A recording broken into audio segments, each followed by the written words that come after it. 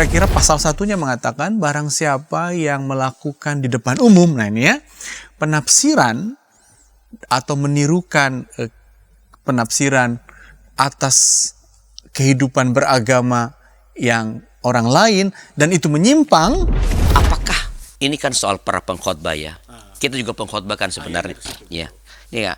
Apakah sebenarnya etis membandingkan, apalagi sebutlah quote and quote menyudutkan pandangan agama lain ketika sedang berkhotbah? Betapa di ruang YouTube ini agama-agama sudah begitu keras, kasar ya. Mungkin sudah betul-betul menodai sebenarnya omongan-omongan di YouTube.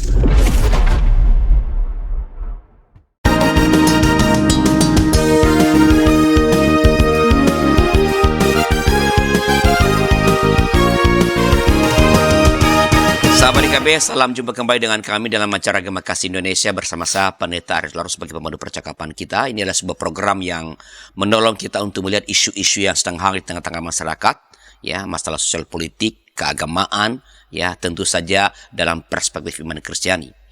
Dan kali ini kita akan bahas sebuah topik yang sempat menghangat di media sosial beberapa waktu yang lalu, tapi kemudian mereda, tapi rupanya tidak langsung mereda saja. Kita bicara mengenai Pendeta Gilbert Lumendong menodai agama? Tanda tanya. Dan untuk membahas topik ini telah datang di narasumber kita yang tidak asing lagi bagi Anda, Bapak Pendeta Dr. Martin Lukito Sinaga. Selamat datang Pak Martin. Terima kasih Pak Pendeta Arlianus. Salam kepada teman-teman di YKB yang setia ya, merenungkan dan mendalami tema-tema yang relevan ini. Ya, Pak Martin. Kita mengundang Pak Martin pertama-tama karena Pak Martin ini memang seorang ahli di bidang agama-agama. Ya, dan beliau adalah di Departemen Agama itu apa ya Pak Martin? Di Pokja Moderasi Beragama. Di Pokja Beragama sebagai Instruktur Nasional Moderasi Beragama. Ya, dan kemana-mana ngomong moderasi beragama. Dan ini kan isunya mungkin berkaitan dengan moderasi beragama. Dan yang terakhir ini Pak Martin sempat dipanggil namanya itu? Pemanggilan. Dipanggil oleh Polda Metro. Ya, Bareskrim ya, Bareskrim, sebagai saksi ahli dalam kaitan dengan isu yang kita bahas ini. Pak Martin adalah pendeta dari GKPS, ya. Dia mengajar di STFT, ya. Mengajar di Dirgantara, ya. Dan sekali lagi ceramah di berbagai tempat. Nah, Pak Martin, khotbah pendeta Gilbert Lumendong ini, ya, yang membandingkan persembahan persepuluhan umat Kristiani yang ada di umat Kristiani dengan zakat 2,5% yang ada di teman-teman kita Muslim, itu sempat viral ya di media sosial. Dan kita bersyukur sebenarnya itu setelah Pak Pendeta Gilbert ini datang kepada Pak JK, ya, minta maaf, ya, dan juga sowan kepada MUI dan mengatakan tidak ada maksud untuk menghina siapapun. Itu kita lihat bahwa di media sosial itu semakin reda, ya. Artinya bahwa permintaan maaf Pak Gilbert dan percakapan dengan Pak JK dan MUI itu menenangkan umat. Kelihatannya begitu. Betul. Ya. Namun rupa-rupanya reda di ruang publik ternyata tidak lalu hilang begitu saja. Ya, karena ternyata ada yang melaporkan Pak Gilbert ke Polda Metro Jaya.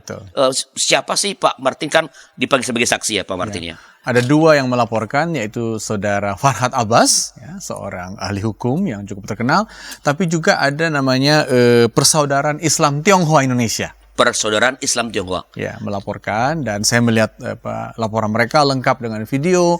Dan kalau Pendeta Gilbert mengatakan ini video dipotong-potong, sebenarnya video yang utuh juga ada, tersedia. Dan saya diminta untuk menonton juga video itu secara keseluruhan.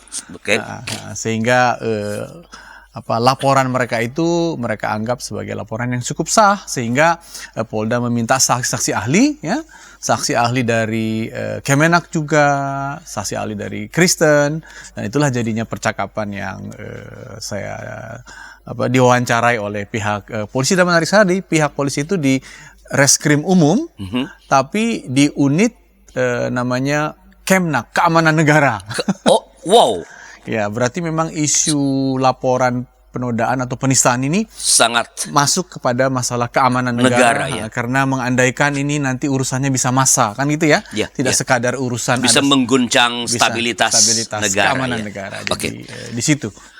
Baik Pak Martin, nah saya mulai dengan yang sifatnya apa sih supaya jelas bagi kita ya, supaya orang juga jangan gampang-gampangnya mengatakan itu penodaan agama. Apa sih yang dimaksud dengan atau dapat dikategorikan sebagai penodaan agama itu? Ya itu memang sering disebut sebagai pasal yang bisa multitafsir, tapi kira-kira menurut Undang-Undang PNPS 165 ya, jadi undang-undang ini dulu menjadi ketetapan Presiden tahun 65 oleh Soekarno. Tapi oleh Orde Baru dijadikan undang-undang. Jadilah undang-undang penodaan itu. Dan kira-kira pasal satunya mengatakan barang siapa yang melakukan di depan umum. Nah ini ya, penafsiran atau menirukan penafsiran atas kehidupan beragama yang orang lain. Dan itu menyimpang, itu dapat dianggap sebagai penodaan. Nah, tapi yang kedua juga, dan itu masuk ke dalam KUHP, ya, kalau penafsiran tadi itu berisikan kebencian, kan gitu ya, mungkin dengan kata lain ada unsur menghasut, itu dipidana 5 tahun.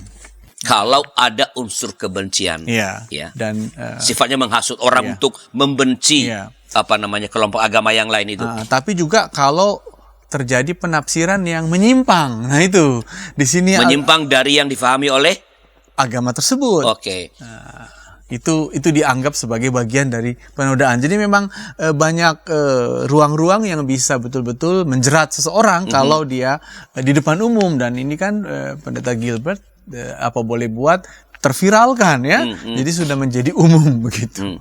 Walaupun awalnya dia bicara di depan jemaatnya. Khotbah seperti. Nah, kalau di depan jemaat itu sifatnya umum atau sebenarnya itu eksklusif? Saya kira itu umum ya. Umum, termasuk kategori umum. Saya kira ya. Karena orang bisa akses. Betul. Ya, orang bisa datang, siapa saja bisa datang ke tempat ibadah ya. Betul. Apalagi sekarang ada mobile phone, bisa langsung merekam. Oke.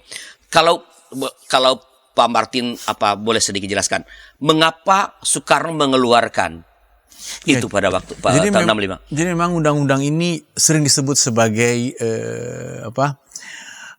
ruang hitam atau batu di sepatu katakanlah demokrasi sampai hari ini ya. Sehingga kalau dilacak mengapa itu sampai muncul, rupanya tahun-tahun 65 itu, makanya kan undang-undang itu atau keputusan presiden itu dikatakan dibuat dalam rangka suksesnya demokrasi terpimpin gitu ya, ada kalimat itu. Dan saat itu Pendeta Gali, saudara-saudara, kelompok-kelompok aliran kebatinan, para penghayat itu dengan tradisi lokalnya yang kaya, yang ramai, bergerak sedemikian rupa dan dipakai oleh Partai Komunis Indonesia. Untuk melakukan semacam sosialisasi, melakukan semacam upaya kampanye, dan itu dianggap akan memperkuat kelompok-kelompok ini, sehingga agama-agama dulu belum ada disebut agama yang diakui ya, Pak Arianus, agama-agama yang umumnya dianut. Nah, begitu juga bunyi Undang-Undang PNPS 65, agama-agama yang umumnya dianut oleh kebanyakan warga Indonesia, Kristen, Katolik, Islam, Hindu, Buddha, juga Konghucu, merasa terancam oleh gerakan itu, sehingga Soekarno membuat ini. Dan sebenarnya perlu teguran pertama, jadi belum ada unsur pidananya. Dibuat teguran pertama agar jangan terjadi pengerahan, penafsiran, bahkan peniruan atas agama-agama itu oleh kelompok-kelompok ini yang dipolitisir tadi ya.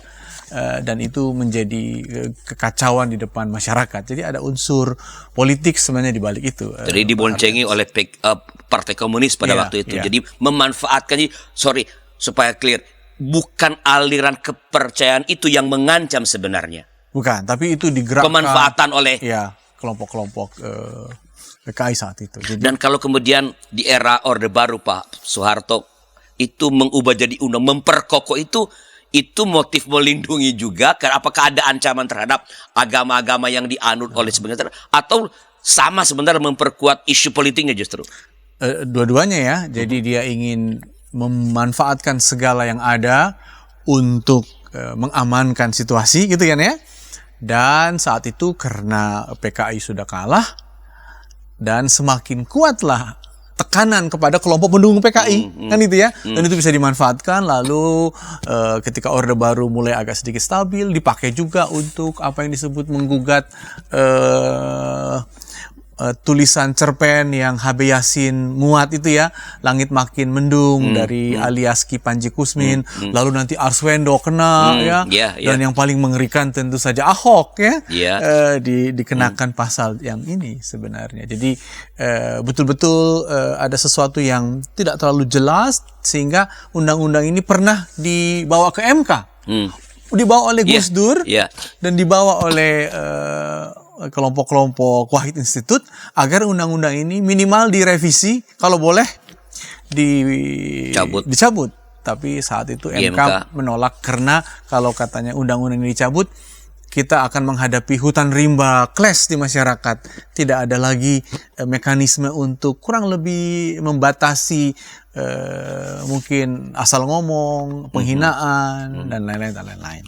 Oke, supaya kita ada sedikit komparasi nih, Pak. Apakah ada sebenarnya negara di dunia selain kita di Indonesia yang mengatur soal apa yang kita sebagai penodaan agama itu? Nah, memang tema ini Pendeta Gali masuk ke dalam Komisi HAM Internasional. Oke. Dan di situ ada perdebatan terutama dari negara-negara Islam yang masih menginginkan namanya religious defamation, ya, penghinaan atau penodaan agama. Tapi di pihak lain negara-negara yang katakanlah sekuler, yang lebih barat gitu ya, menginginkan ini dicabut, tapi dibuatlah apa yang disebut undang-undang hate speech. Penyebaran kebencian. Penyebaran kebencian atau penghasutan. Jadi debatnya seperti ini, dan kayaknya Indonesia oleh beberapa ahli hubungan internasional mulai memperkenalkan agar hate speech ya, membuat apa yang disebut penghasutan kan gitu ya, itu yang dijadikan undang-undang yang jauh lebih bisa dinilai, diukur ya, apakah omongan dalam ruang kebebasan ini, sekalipun itu omongan agama, omongan tentang ras gitu ya, mendatangkan sifatnya kebencian atau penghasutan, daripada langsung soal agama. Karena nanti agama masalahnya adalah siapa yang menetapkan ini sebuah tafsiran yang menyimpang, kan begitu. Jadi di situ karena dalam agama sendiri kan ada perbedaan tafsiran terhadap teks-teks suci kan. Malah tafsiran yang berbeda itu katanya hal yang hakiki dari agama. Makanya kita memiliki aliran begitu banyak tafsiran dari soal baptisan sampai soal roti perjamuan ya. Jadi memang di situ kesulitan Undang-Undang 65 ini ya. Sebelum kita beralih ke nanti ke intinya, ketika dipanggil sebagai saksi ahli oleh Barreskrim Polda Metro Jaya, apa saja yang ditanyakan kepada Pak Martin? Mereka menanyakan hal-hal yang mendasar. Pertama-tama, apakah saya mengenal gitu ya, pernahkah saya menemuinya? Saya hanya pernah ikut dalam ibadahnya, jadi tidak ada hubungan pribadi. Lalu mereka juga bertanya hal seperti ini misalnya, agak elementer, apakah boleh dalam sebuah khotbah diucapkan penghinaan? Saya bilang, itu tidak boleh. Khotbah adalah pemberitaan tentang Injil, kabar baik, dan tampaknya dalam sebuah kabar baik tidak boleh ada penghinaan. Betul, gitu ya. betul. Tapi juga dia bertanya, apakah memang ada hubungan? Nah, ini pertanyaan kunci ya. Apakah ada hubungan antara persembahan dan ibadah, gitu ya? Apakah kualitas atau apakah ibadah itu sahih atau tidaknya ibadah? Kalau ada persembahan, tergantung pada persepuluhan ini. Saya bilang, sama sekali tidak ada hubungannya. Dan di situ polisi mengatakan, mereka mencatat dengan hati-hati ada 2-3 yang ikut mendengarkan gitu ya. Lalu melakukan semacam diulang, betul ini ya pendapat Bapak, betul ini ya, konfirmasi gitu. Atau boleh nggak Bapak tulis di tangan supaya bahasanya sesuai dengan bahasa Bapak yang kami salin misalnya ya. Jadi hampir dari jam 10 sampai jam 2 siang itu 4 jam. 4 jam? Karena pertanyaan harus diulang lagi. Dan tidak diberi makan, dijeda. Diberi istirahat. Diberi istirahat. 4 jam? Iya. Oke. Dan saya didampingi ahli hukum dari Kemenak. Jadi Pak Martin datang sebagai saksi dari pihak? pihak Kristen.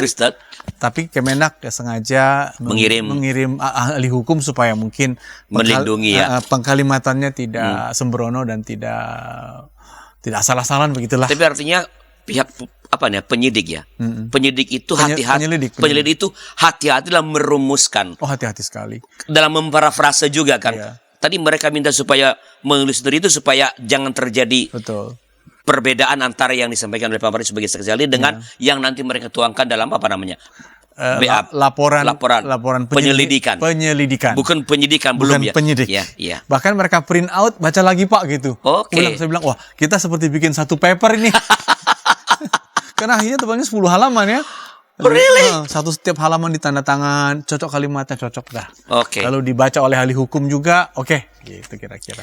Nah, kalau mengacu pada pengertian perundang-undangan tadi yang Pak Martin katakan ini, apakah khotbahnya Pak Pendeta Gilbert ini dapat dikategorikan sebagai penodaan agama atau bukan setelah beberapa informasi berikut ini?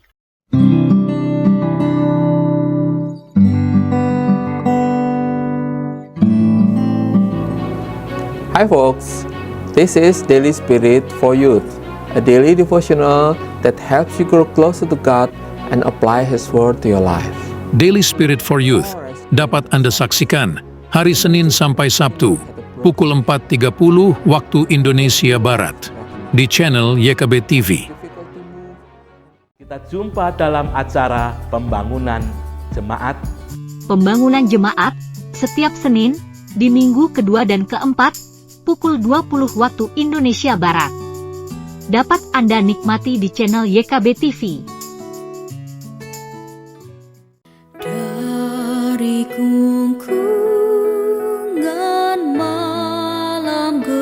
Nyanyikanlah nyanyian baru setiap hari Rabu pukul 12 waktu Indonesia Barat. Dapat Anda nikmati di channel Lagu Rohani YKB TV.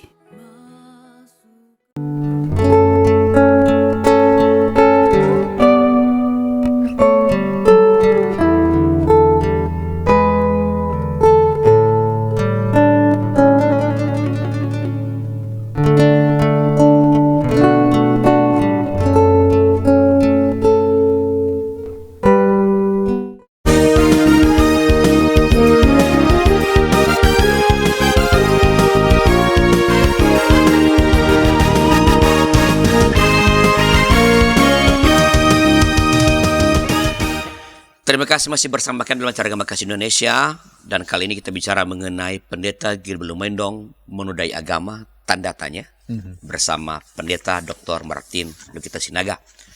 Pak Martin, tadi di ujung segmen yang pertama saya titip pertanyaan, kalau ya tadi kan di awal Pak Martin menjelaskan tentang yang dikategorikan sebagai penodaan agama adalah ini menurut undang-undang yang berlaku di negara kita. Nah kalau kita kan Pak Martin sudah mendengarkan mendengarkan keseluruhan khotbah Pak Gilbert ini.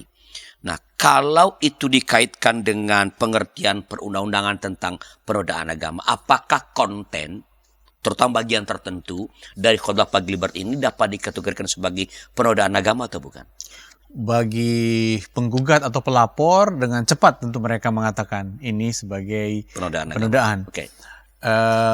Tampaknya karena bahasa penodaan ini sebuah delik hukum, delik pidana begitu ya, dan ada di KUHP, maka perumusan tepatnya sebaiknya kita serahkan kepada ahli pidana. Gitu ya.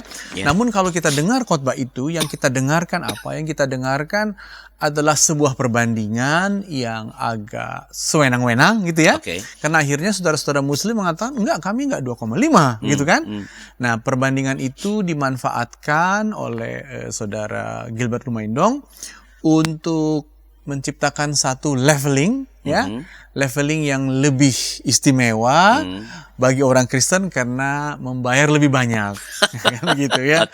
Jadi yang saya dengar dari teman-teman muslim gitu, di mana sebenarnya titiknya gitu ya, kalian merasa ini seperti mengolok-olok, mereka mengatakan Iya, karena dia bilang nggak level nih, gitu. Antara 2,5 dengan 10. Makanya kami seperti ini. Nah, tapi kalau kita simak khotbah itu keseluruhan, tampaknya ada sebuah siasat, katakanlah ya, dari teknik retorik, mulai kita sebut gitu ya, untuk mengatakan kepada pendengarnya, the real member ya, pendengar, supaya kalian ya benar-benar ngasih 10% dong gitu bayar ya. 10%. Supaya kita ini betul-betul tampak istimewa, ya, genuine istilahnya sering disebut oleh beliau. Jadi pada level itu kita bisa katakan sebenarnya dia ini seperti sedang membuat satu rekayasa agar ada hubungan antara ibadah yang nyaman gitu ya, yang sekali seminggu dengan yang ringan ya. Tidak perlu menengkuk kaki ya. Dengan 10%. Jadi tampaknya menurut saya kita orang Kristen yang harus bikin fatwa sebenarnya. Bahwa Anda itu sudah keterlaluan dalam membolak-balik ya. Padahal kan khotbahnya itu bertolak dari Markus yang mengatakan bahwa apa yang Tuhan mau bukan seperti apa yang ahli Taurat mau dengan 600-an peraturan ya, tapi kasihlah Tuhan Allahmu dengan segenap hatimu, kasihlah Tuhan Allahmu, tapi juga kasihlah sesamamu ya. Itulah kata Gilbert dalam khotbahnya inti, bahkan pakai bahasa Arab dia kitoh, fitrah. Orang Kristen tuh mengasihi katanya. Jadi mungkin karena dia mulai dengan sedikit bahasa Arab, dia akhirnya kepleset ke bahasa-bahasa yang bersifat ya komparasi yang menurut saya tidak fair lah kira-kira. Jadi khotbahnya itu awalnya sebenarnya mau mengatakan tentang ini loh apa sebutlah esensi dari seorang Kristen, itu bahwa dia bukan soal aturan keagamaan termasuk soal 10%, tetapi adalah mengasihi Tuhan dengan segenap hati dan mengasihi sesama. Tapi jatuhnya tujuannya kemana ini? Tapi dia tiba-tiba bilang, ada teman saya seorang ustadz gitu ya, yang menganggap kita ini kurang bersih karena ke gereja tidak wudhu dulu kira-kira gitu ya. Tapi setelah dia ngomong gitu, dia seolah-olah mau menyanggah, kau sih 2,5% gitu kan, makanya kau jadi begitu, harus bersusah-susah. Nah, kita beda ya katanya gitu. Nah, jadi sebenarnya tujuannya ya supaya kita yang beda ini selain memang levelnya lebih hebat, tapi juga mohon perpuluhannya jangan lupa. Jadi itu tafsiran yang agaknya bisa kita maknai dari khotbah beliau gitu. Kalau Pak Martin, karena saya nggak nonton salah keseluruhan ya, tapi kabar nonton ya.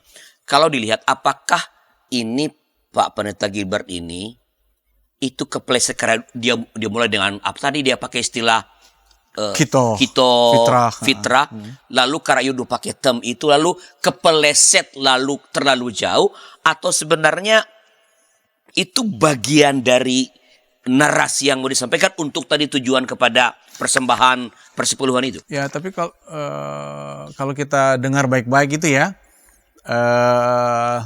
memang ada unsur membandingkan itu untuk menciptakan satu retorik gitu ya. Ini retorik yang bersifat emosional lah di sini. Bahwa kita ini makanya disebut nggak level. Nah, jadi mengatakan level kita adalah yang 10% ini. Gitu. Udah dibersihkan dengan darah Kristus, lalu dihubungkannya dengan perpuluhan. Kan sebenarnya nggak ada hubungannya ya. Itu kan bisa-bisanya anugerah banget itu ya. Betul. Darah Kristus. Tapi dia menganggap itu sebagai sesuatu yang terkait sekali dengan persepuluhan. Nah, ya tampaknya perbandingan itu dibuatnya untuk meningkatkan himbauan tentang perlunya membayar 10%. Jadi sebenarnya bukan tujuannya, kalau bukan tujuannya untuk menghina agama yang lain, bukan sama sekali, bukan untuk itu, tapi dia pakai itu supaya umatnya, pendengarnya di situ bayar 10%. Ya, lebih tahu level kita itu. Level kita. Ya, jadi kalau kamu level seperti ini, ya mesti bayar 10% gitu ya. Kalau mau susah-susah beribadah, ya nggak apa-apa, you bayar 2,5%. Lihat mereka lah gitu. Kurang lebih begitu. Jadi memanfaatkan untuk memperkuat tujuannya tentang 10%. Jadi dia bukan menghina agama lain. Tidak menghina, tidak menghasut sebenarnya ya.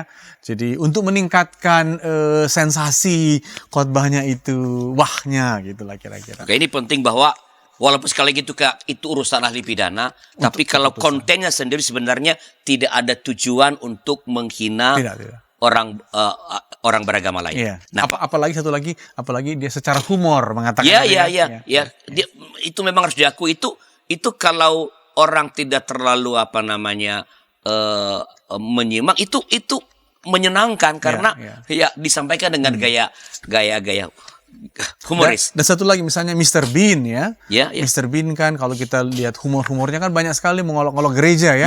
Tapi orang maklum karena dia dianggap orang Kristen gitu. Iya. Dan tidak ada undang-undang. Dan dia seorang memang dia seorang profesional pelucu. Bukan pengkhotbah. Iya. Nah, pemerintah tadi kan mengatakan bahwa mestinya kita yang mengeluarkan fatwa nih. Nah, gini pemerintah, ada umat yang bilang ke saya begini. Sebenarnya saya tersinggung, Pak, dengan pernyataan pendeta Gilbert. Karena dia pakai istilah membayar. Kita membayar 10%. Seolah-olah kita kalau memberi persembahan melalui gereja itu kita membeli sesuatu. Saya tidak pernah membeli sesuatu karena Tuhan sudah anugerahkan buat saya. Saya tersinggung dengan istilah seolah saya mau membeli sesuatu. Pendapat Pak Martin tentang ini? Dan polisi juga bertanya, apakah ada hubungan antara ibadah yang benar dan persepuluhan? Sebenarnya sama sekali tidak ada. Kami di gereja ketika memberi persembahan kami tidak sebut dalam ibadah ya. Ini kan soal ibadah ya. Tidak menyebut sedang menaruh persepuluhan, enggak. Menaruh ucapan syukur, persembahan syukur. Terserah mau hitungannya berapa. Bahkan orang Batak di Medan lebih hebat lagi. Kecil kali pun 10% kau minta. Minta 30% kau kasih katanya. Kalau sudah rasa syukur. Kan begitu ya. Nah jadi kata polisi itu dengan kata lain betul-betul apa yang tadi dibuat itu merekayasa betul kekristenan seolah-olah ada semacam bayar-membayar dan penebusan. Enggak sama sekali. Bahkan kalau kita ingat kekristenan kita adalah, atau Protestan maksud saya, adalah satu langkah mengkritik ya, yang saat itu Paus ya mengeluarkan bulan surat keputusan bahwa kau bisa membeli surat penyelamatan untuk keluargamu yang sudah meninggal kan begitu. Wah, Martin Luther marah sekali. Harta kekayaan gereja adalah sola gratia, adalah kemurahan, penebusan dan kasihnya yang tidak bisa dihubungkan dengan jual beli. Saya kira kritik itu boleh juga kita kembangkan sebagai kritik atas banyak sekali ya pengkhotbah yang bisa manipulatif sebenarnya dalam hal-hal yang seperti ini. Ya. Jadi sebenarnya kita yang mesti mengeluarkan gugatan ini ya. Sebenarnya. Karena kita itu ajaran paling esensial bagi kita bahwa segalanya adalah anugerah kan. Hanya karena anugerah. Sekarang kita mesti membayar. Karena membayar 10%, kita boleh beribadah sambil enggak usah susah-susah. Betul. Padahal itu soal lain ya. Sama sekali tidak ada hubungannya. Betul. Nah, apakah ini kan soal para pengkhotbah ya. Kita juga pengkhotbah kan sebenarnya. Akhirnya ke situ betul. Ya. Apakah sebenarnya etis membandingkan, apalagi sebutlah quote and quote menyudutkan pandangan agama lain ketika sedang berkhotbah, Pak Martin? Ya memang itu menarik sekali tantangan ini ya, Pak Arlianus. Sebenarnya saudara-saudara kita yang Islam sudah sejak tahun 67-an melalui Mukti Ali membuat mata pelajaran perbandingan agama di YIN, sekarang UIN. Jadi komparasi itu sebenarnya baik gitu ya, apalagi kita juga tahu di ST juga kita belajar ya Islamologi, kita belajar. Tapi kan selalu kita diminta untuk ketika kita memperbandingkan gitu ya, dibutuhkan empati. Agar kita tahu perbedaan ya, agar kita tahu beberapa prinsip-prinsip dogmatis, sehingga dengan perbandingan itu kita tahu, oh saya mempercayai A, tidak mempercayai B. Jadi menurut saya perbandingan itu boleh, ya, dalam arti untuk melihat perbedaan, mengapresiasi, namun dengan demikian kita tetap pada keyakinan kita. Tapi ketika perbandingan dipakai untuk mengolok, gitu ya, untuk mengatakan ada level yang kamu lebih rendah, gitu ya, menurut saya itu secara etis. Jadi mesti ada kode etik sebenarnya, kode etik berkhotbah. Ya, sekalipun kita percaya ini kebebasan, ya, kebebasan mimbar kita sebut ya, tapi mesti ada kode etik agar tidak menjadi katakanlah sifatnya mengolok-olok, kira-kira begitu. Sebenarnya enggak. Ini kan kebetulan berkaitan Pak Gilbert ini ngomong tentang agama yang lain. Tapi sebenarnya kalau kita lihat misalnya khotbah-khotbah beberapa lah, nggak banyak sebenarnya pendeta-pendeta di YouTube. Ya. Ada juga sebenarnya yang memperbandingkan ajaran gerejanya dengan ajaran gereja lain dan menghakimi ajaran gereja lain itu sebagai yang salah dan yang benar adalah ajaran kami soal baptisan misalnya. Nah, sekali lagi kita nggak bicara soal baptisan, tapi apakah memang sekali lagi kalau kita menyebut diri sebagai pengkhotbah yang bersumber dari teks kitab suci kita, apakah kitab suci kita memang memberi peluang bagi kita untuk menghakimi pandangan kelompok yang berbeda dengan kita, entah beda agama, entah sebutlah berbeda denominasi gereja? Ya mungkin kita pada level tertentu hanya bisa mengatakan mereka seperti ini, kita berbeda pendapat. Oke. Gitu ya, kita meyakini ini, titik. Bahkan Yesus sendiri dalam pengalamannya dengan murid-murid dia mengatakan, ya kamu nggak usah ikuti orang Farisi itu, perbuatannya memang begitu, munafik gitu ya. Tapi kau dengarkan juga lah, kan gitu ya. Pasti ada juga pesannya dalam untukmu. Jadi menurut saya kira-kira seperti itulah. Makanya memang saya selalu sebenarnya ada kode etik ya, kode etik berkhotbah, apalagi dalam hal membandingkan dengan ajaran lain atau dengan agama lain. Saya kira itu lesson learn yang kita dapat lah dari sini, walaupun agak mahal ini pelajarannya.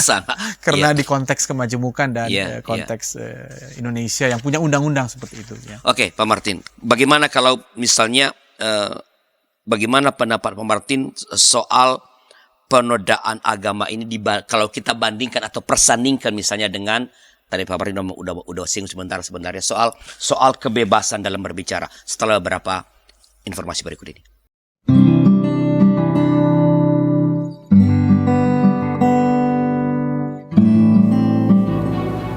Hi folks, this is Daily Spirit for Youth, a daily devotional that helps you grow closer to God and apply His Word to your life. Daily Spirit for Youth dapat Anda saksikan hari Senin sampai Sabtu pukul 4.30 waktu Indonesia Barat di channel YKB TV. Kita jumpa dalam acara Pembangunan Jemaat. Pembangunan Jemaat setiap Senin di minggu kedua dan keempat pukul 20 waktu Indonesia Barat. Dapat Anda nikmati di channel YKB TV. Dari gungkungan malam gelap. Nyanyikanlah nyanyian baru setiap hari Rabu pukul 12 waktu Indonesia Barat. Dapat Anda nikmati di channel Lagu Rohani YKB TV.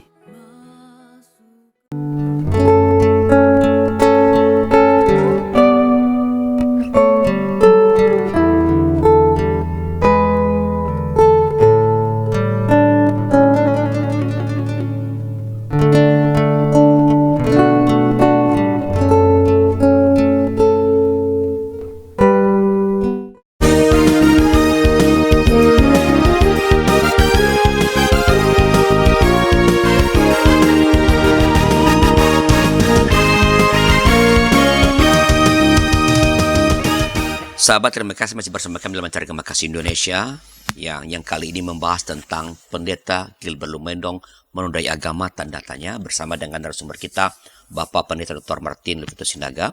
Ini segmen terakhir, tapi para sahabat masih tentu bisa memberikan atau menyampaikan pandangan, ya, pertanyaan di kolom komentar, dan tentu Pak Pendeta Martin nanti pada waktunya bisa merespons tentu dengan senang hati. Ya. Pak Martin, ini apa namanya segmen yang terakhir.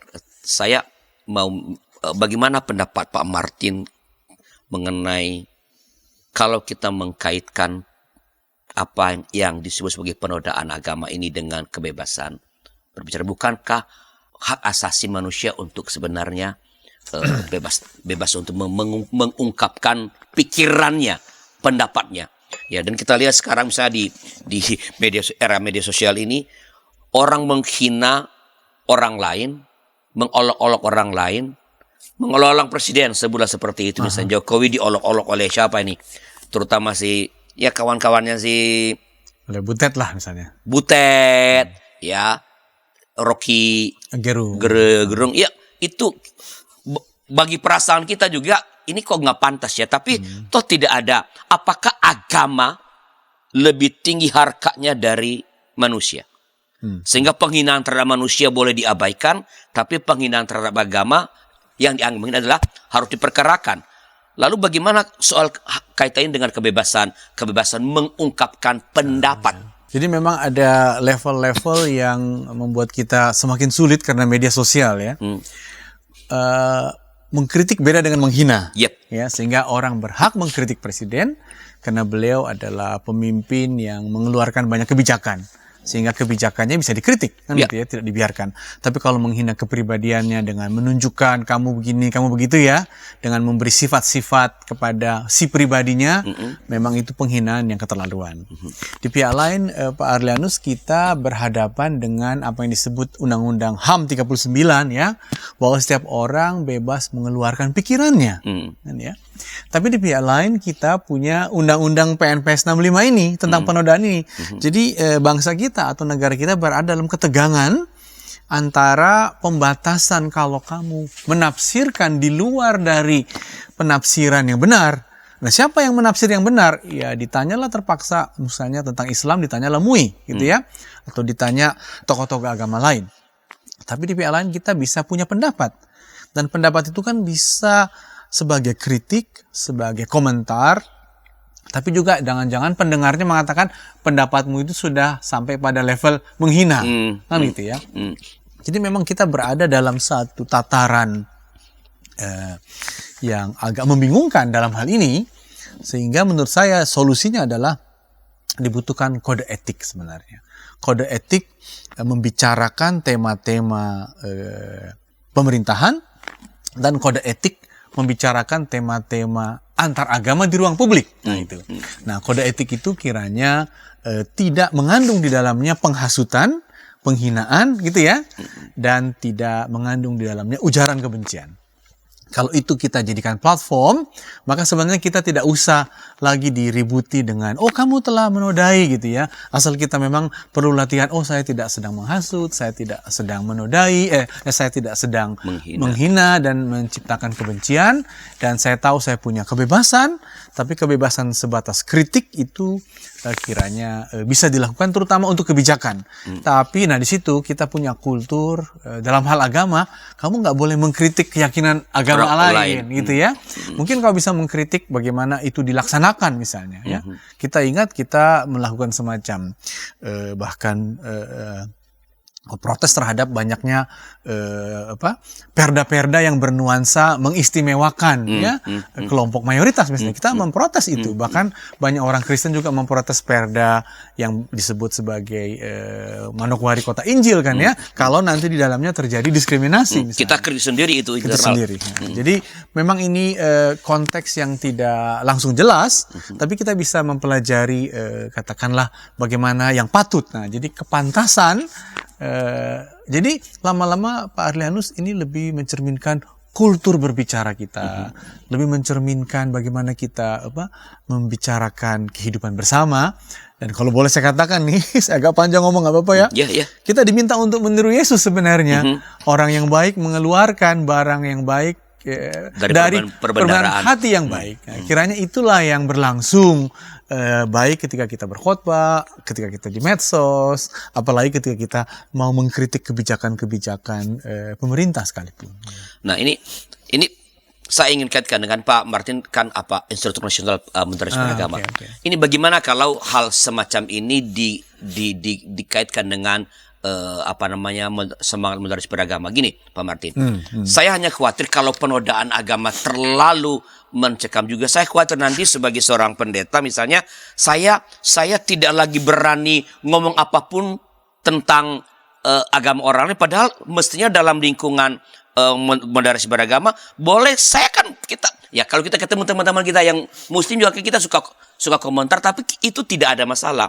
Saya khawatir ini membuat kita sama sekali tidak berani berbicara tentang agama lain, padahal berbicara tentang agama lain kan sebenarnya sah-sah saja. Malah kita bisa bicara untuk semakin mengenali dengan lebih baik. Tapi ini saya khawatir menghambat.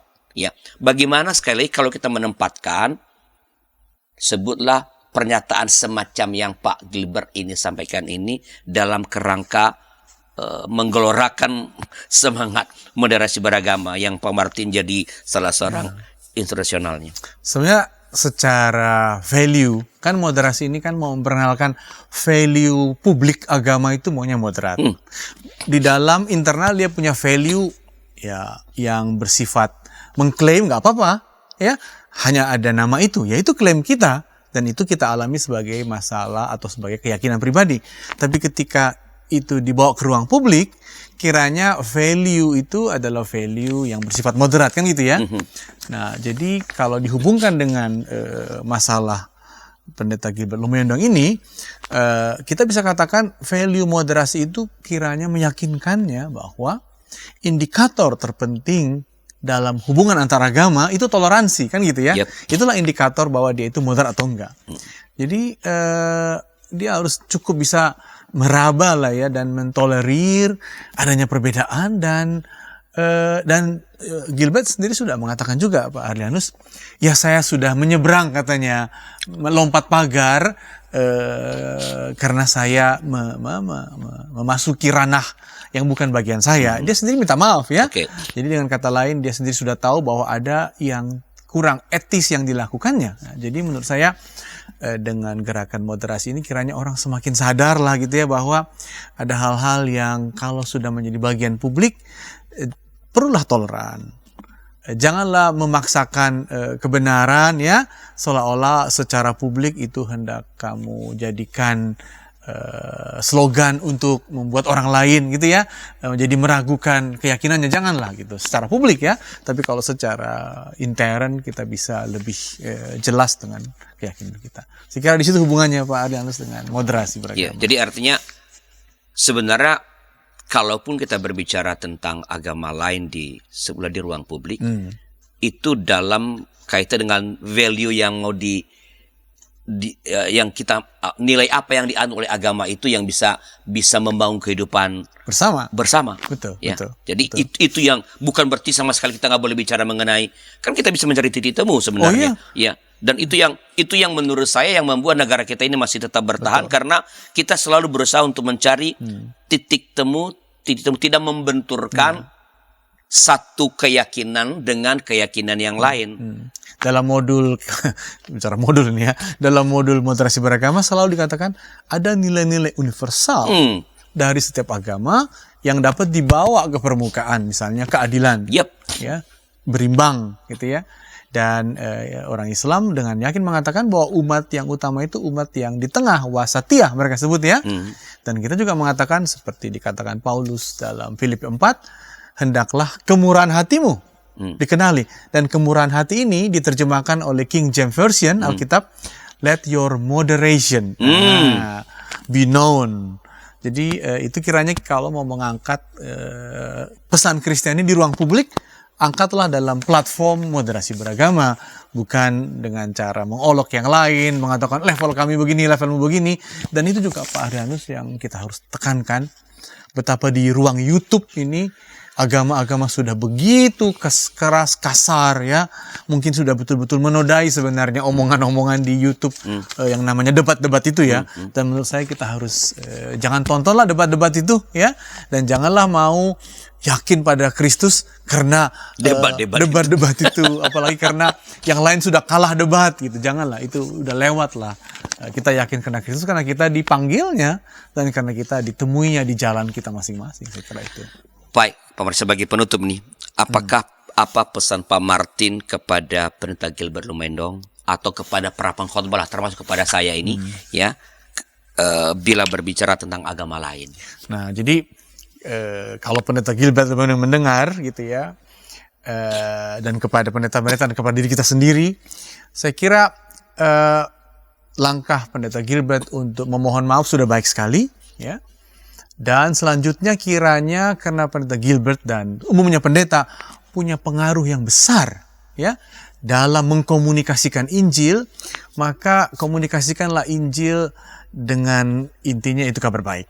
Kalaupun kita hendak membandingkan dengan agama lain, perbandingan itu dalam arti apresiasi, ya, bukan dalam arti merendahkan, apalagi membandingkan untuk tujuan meningkatkan posisi kita, gitu ya, tapi untuk tujuan bahwa ada yang berbeda, tapi kita karena secara khusus menganut, meyakini sedemikian, maka kita bisa melanjutkannya dalam kemajemukan, ya, dalam perbedaan. Saya kira itulah kurang lebih pesan, dan kiranya nanti keputusan dari kepolisian itu ya akhirnya menemukan bahwa sebenarnya tidak perlulah dilanjutkan ke penyidikan, cukuplah penyelidikan saja.